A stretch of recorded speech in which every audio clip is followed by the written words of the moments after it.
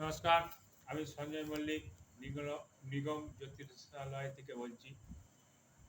আজ আমি বলবো রাহু রাহু এবং কেতু যে 18ই মে রাশি পরিবর্তন করেছে। রাহু কুম্ভ রাশিতে এসেছে এবং কেতু সিংহ রাশিতে এসেছে।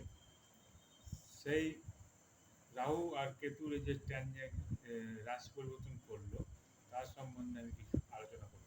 আগের দিন আমি কন্যা রাশি লগ্ন সাপেক্ষে কিছু উম, আলোচনা করেছি।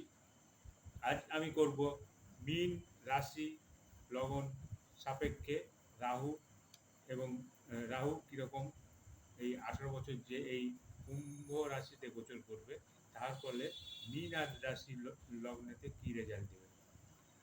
তো মীন আর মীন রাশি এবং লগ্ন সাপেক্ষে রাহু 12 নম্বর ঘরে মানে দ্বাদশ ঘরে গোচর করবে। তো দ্বাদশ ঘরে গোচর করাতে রাহু এই দ্বাদশ ঘর থেকে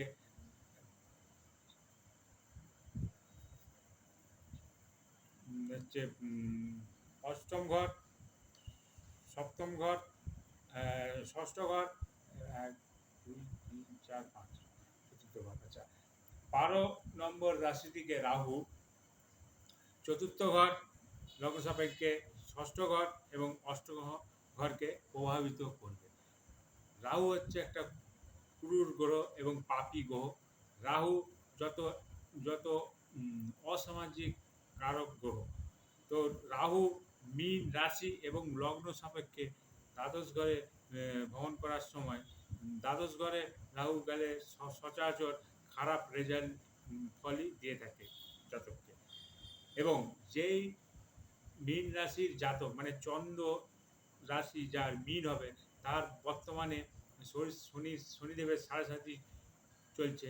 অতএব বলা যায় যে মীন রাশির জাতকদের এখন সময় মোটেই অনুকূল নয়, খারাপ চলতেছে। আর লগ্ন সাপেক্ষে বলতে গেলে মীন লগ্নে স্বয়ং শনিদেব ওই মিনেতেই অবস্থান করাতে তো লগ্ন সাপেক্ষেও এর ভালো রেজাল্ট হয় না, হবে না। দ্বাদশ ঘর থেকে সাধারণত রাহু অতি খারাপ রেজাল্ট দেবে। পঞ্চম দৃষ্টিতে চতুর্থে দৃষ্টি নিক্ষেপ করবে। তো রাহুর এই পঞ্চম দৃষ্টিতে চতুর্থ ঘরে পড়াতে ঘরে কলহ সৃষ্টি হবে। ফলে ঘরে হচ্ছে একটা অশান্তির বাতাবরণ তৈরি হয়ে থাকবে। এবং চতুর্থ ঘরটিকে যেহেতু মাতার বিচার করা হয়, তো মাতারও শারীরিক অবস্থা খারাপ হওয়ার সম্ভাবনা দেখা যাচ্ছে। আর রাহুর এই ষষ্ঠম দৃষ্টি সিংহ রাশি ষষ্ঠ ঘরে পড়িবে এবং এই দৃষ্টি পড়ার ফলে রাহুর দৃষ্টির পরে জাতকের শত্রুপক্ষরা একটু মাথাচাড়া দিবে। কারণ পঞ্চম ষষ্ঠ ঘরটি হচ্ছে সিংহের ঘর। তো সিংহ হচ্ছে রবির ঘর, এটা নিজের ঘর। তো রাহু আর রবির শত্রুতা আছে, শত্রুতা থাকে, তারা শত্রু শুনে মনোভাব করবে। তো শত্রু ইয়ে হবে, কম্পিটিশনে ততটা সহায়ক হবে না। হ্যাঁ। আর অষ্টম দৃষ্টিটা নবম দৃষ্টি পড়বে অষ্টম ঘরে। তো অষ্টম ঘরে পড়িলে অষ্টম ঘর থেকে গুপ্ত জিনিস বিচার করা হয়। গুপ্ত রোগ যদি কোনো জাতক ভোগে, সেই রোগগুলো এখন মাথাচাড়া দিবে। এবং কোনো জাতকের যদি কঠিন রোগ হয়ে থাকে, তো রোগ ঠিক নির্ণয় করা যাবে না, ওষুধ ঠিকঠাক কাজ করবে না।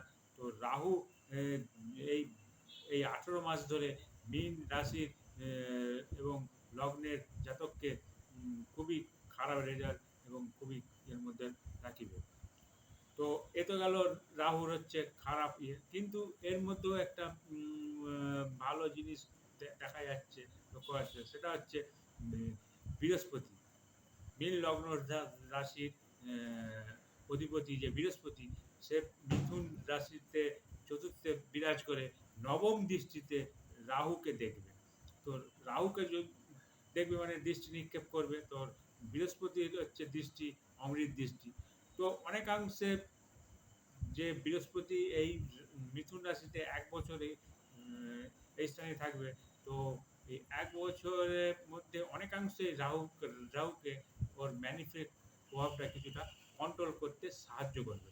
কিন্তু, কিন্তু আগামী ২ মাসের ২-৩ মাসের মধ্যে ওই বৃহস্পতি আবার মিথুন রাশি থেকে অতিচারী হয়ে কর্কট রাশিতে উম চলে যাবে। সেখানে আবার ২-৩ মাস থাকবে। তো সেই সময় সেক্ষেত্রে কি হবে? সেক্ষেত্রে বৃহস্পতি নবম দৃষ্টি রাহু থেকে আর থাকবে না। তখন সেই ৩-৪ মাস এই মীন রাশির ক্ষেত্রে খুবই খারাপ অবস্থার মধ্যে যাবে। সেখানটা খুব ইয়ে করে রাখতে হবে। আবার ওটা ফিরে আসবে মিথুন রাশিতে।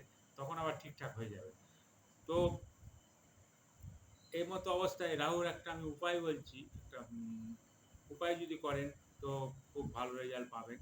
রাহুর মন্ত্র জপ প্রত্যহ সন্ধ্যেবেলা সূর্য অস্তে যাওয়ার পর ওম রাম রাহাবে নমঃ এই মন্ত্রটি ১০৮ বার করে জপ করবেন এবং যদি সম্ভব হয় একটা ৫ মুখী রুদ্রাক্ষ এবং একটা ৮ মুখী রুদ্রাক্ষ লাল কারে সোমবার দিন নিজের নাম গোত্র বলে পুজো দিয়ে গলায় ধারণ করবেন।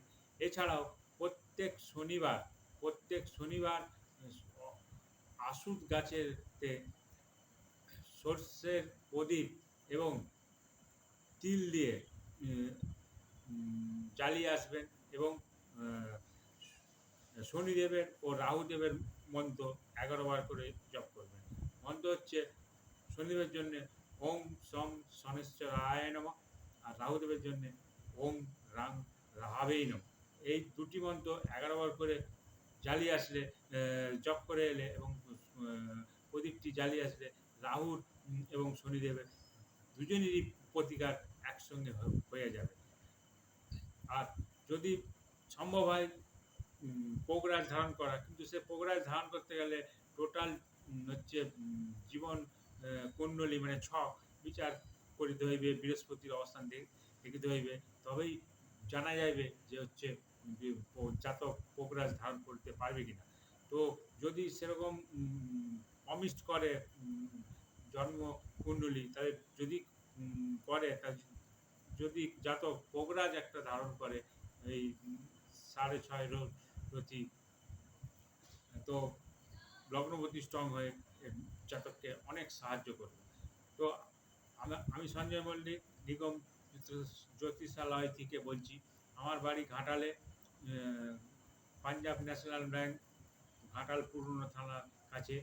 তো আপনারা যদি কেউ আসতে চান তো আমার চেম্বারে আসতে পারেন। নিখরচায় আমি আমার যতটুকু সাধ্য আমি সহযোগিতা করিব এবং আমার ফোন নাম্বার হচ্ছে 8101980164। আরেকবারটি বলছি 8101980164। ফোনেতেও আমি কনসাল্ট করিয়া থাকি। তো ফোনেতেও যদি কেউ ইচ্ছুক হয়ে থাকেন তো আমার সঙ্গে যোগাযোগ করিতে পারেন। নমস্কার।